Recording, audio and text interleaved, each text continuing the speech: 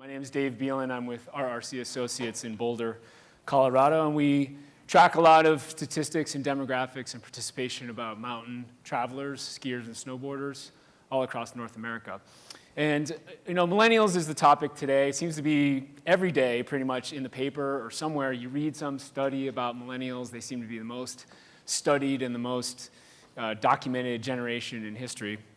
But I'm here to tell you a little bit today about what does all that mean for snow sports and for destination travel to our mountain communities. So, thinking about who are the millennials just in general.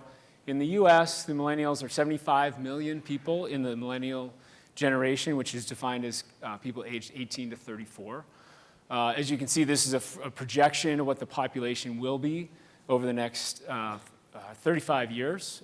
Millennials are the same size as the baby boom population right now in the United States. The baby boom population is projected to decline in number, while the millennials will continue to actually grow to 81 million by the year 2036. I think one of the most important things about millennials for mountain destinations is that they are the most ethnically and racially diverse generation in the US in history, and that really has a lot of implications. We heard a little bit about it earlier today at the CEO panel.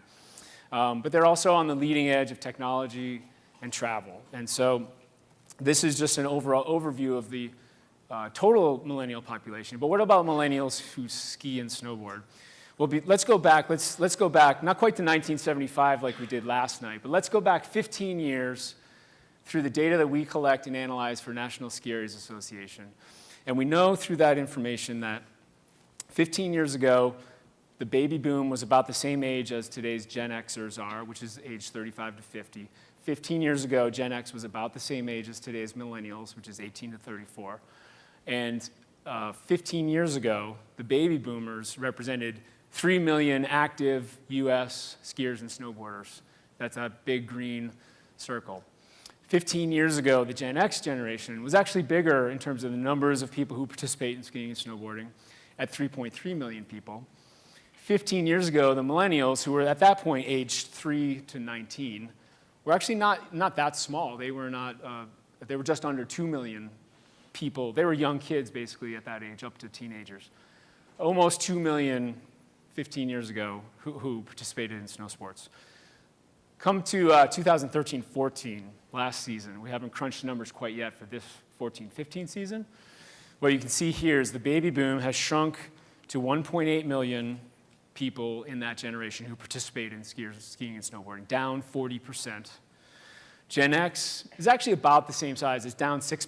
3.1 million Gen Xers are still skiing and snowboarding today. The millennials, though, they have grown by 82%, now representing 3.6 million Americans who actively ski and snowboard. It's the largest cohort of skiers and snowboarders. So millennials are not the future of snow sports. Millennials are the present of snow sports. Millennials are now, and they're only going to keep growing, and the baby boom is only going to keep declining. So let's look at these two graphs one more time side by side. You can see, again, the baby boom is down 40% in terms of their numbers. Gen X is down 6%, and the millennials are up 82%. So again, we're already here. The millennials are already the biggest generation. That's why we're here to talk about them.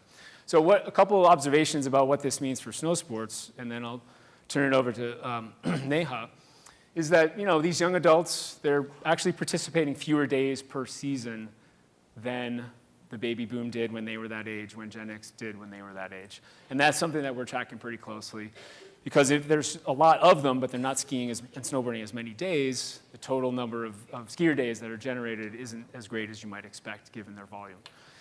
Some other things that are relevant to snow sports, they're prone to last-minute planning. They live in urban areas, even more so than prior generations. They have lower household incomes than other generations at that same time, at that same age.